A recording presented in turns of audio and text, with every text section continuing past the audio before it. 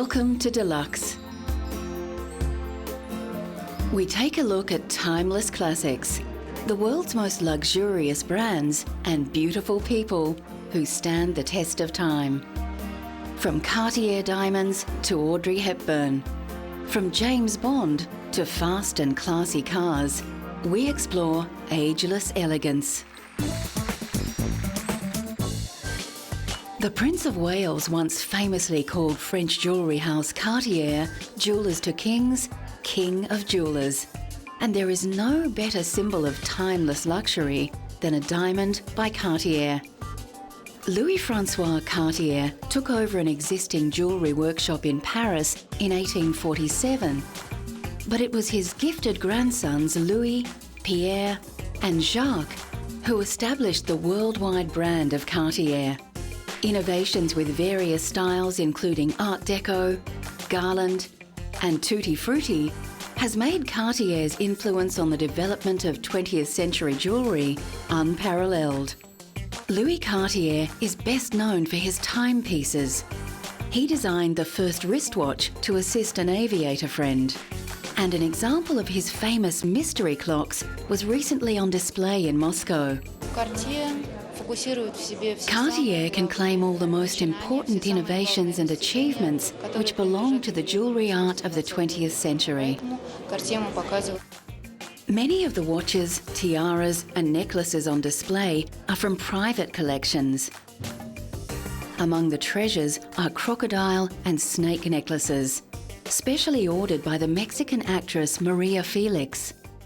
She came to the 13 Rue de la Paix boutique with a box, and in there were two living small crocodiles.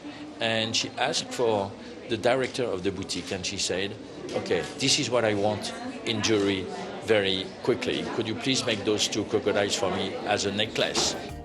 The centrepiece of the exhibition can be seen here more closely in a jewellery store in Paris. We are presenting today this necklace created by Cartier in 1926 that we created for the Maharaja of Patiala. That is an exceptional necklace since it is a parure for men, very imposing and sizable. It is probably one of the biggest jewellery necklaces that has ever been made. Many of the original 2,900 diamonds were missing when the necklace was found in 1998, and Cartier plans a full restoration. Modern diamonds were on display in Los Angeles recently when Cartier launched its annual Love Day celebration with a love charity bracelet designed by 9 chosen ambassadors. 10% of sales go to the partnered organisations, and actor Hilary Duff chose a charity that helps meet the nutritional needs of children. My bracelet is a deep plum colour, and my charity is called Blessings in a Backpack. And it's nice to be involved.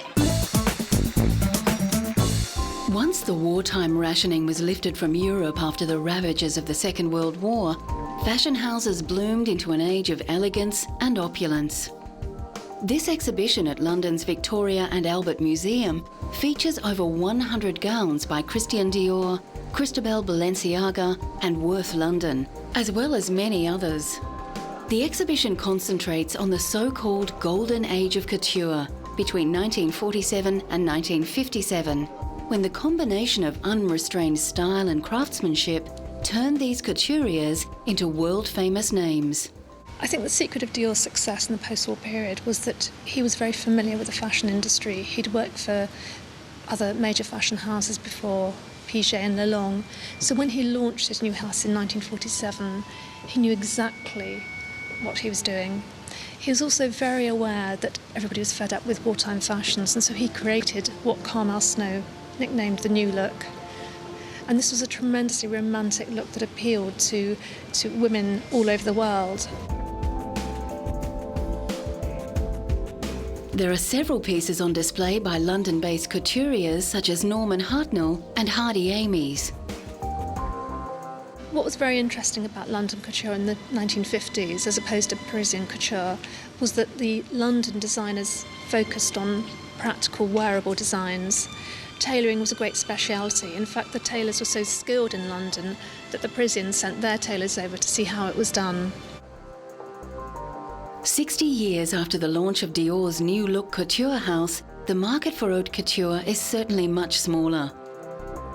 Still today, designers including British couturier John Galliano for Christian Dior continue to produce exquisitely detailed pieces, keeping the traditional skills of the couturier alive for a more modern clientele.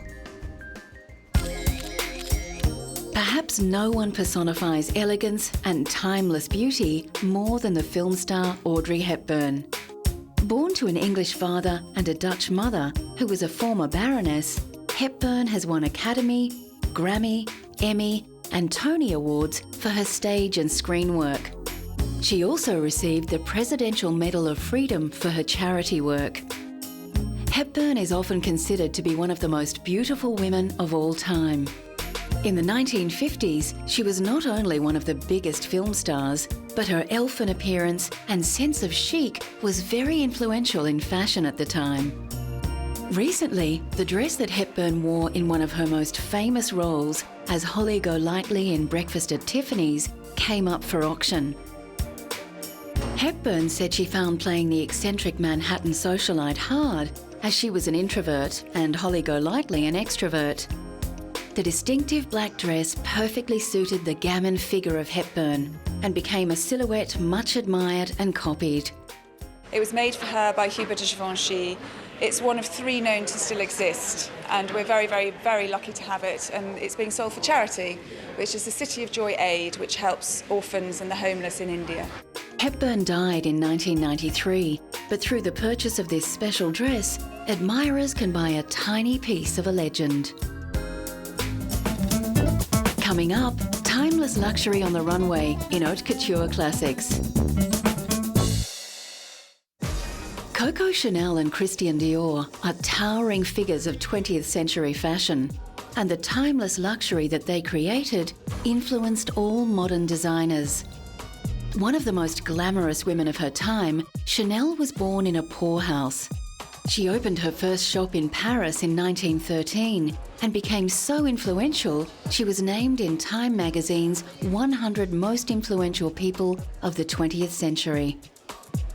German designer Karl Lagerfeld has designed for Chanel since 1983, and his designs continue the pursuit of expensive simplicity that Coco began decades earlier. At his most recent show, Lagerfeld outlined his particular attitude to the design of luxury.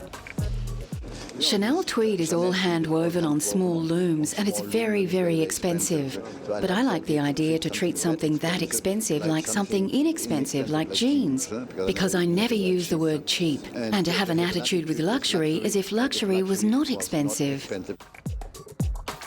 Lagerfeld's latest project has been to commission 20 leading contemporary artists to create works of art based on Chanel's iconic quilted handbag. The mobile art exhibition will tour for 2 years. Recently, Chanel Diamonds took centre stage in the Plaza Hotel in New York City, where celebrities, socialites and models gathered to celebrate the US debut of 20 one-of-a-kind diamond pieces from the Chanel archives. The black and white gala was held in homage to Chanel's signature colours, and Truman Capote's legendary black and white ball held in the same location in 1966. Christian Dior began a revolution in dress called the New Look, with luxurious arrangements of fabric that broke with the lean and boxy designs of post-World War II. Under family pressure to pursue a diplomatic career, Dior originally studied science, but he was always drawn to the arts and to fashion. As a student, he sold sketches on the streets of Paris to raise money. The timeless qualities of his beautiful designs were recently celebrated in an exhibition at Berlin's Culture Forum. 180 exhibits showcased the life work of Dior, who died tragically at age 52. Included in the exhibit was the famous black swan dress which German diva Marlene Dietrich once wore. Christian Dior was one of the early fashion designers who understood how to implement the total look, fashion as a whole. This means that he not only incorporated clothes into his haute couture for his collection, he also designed accessories and intensively dealt with fashion jewellery. John Galliano is the current head of design at Christian Dior.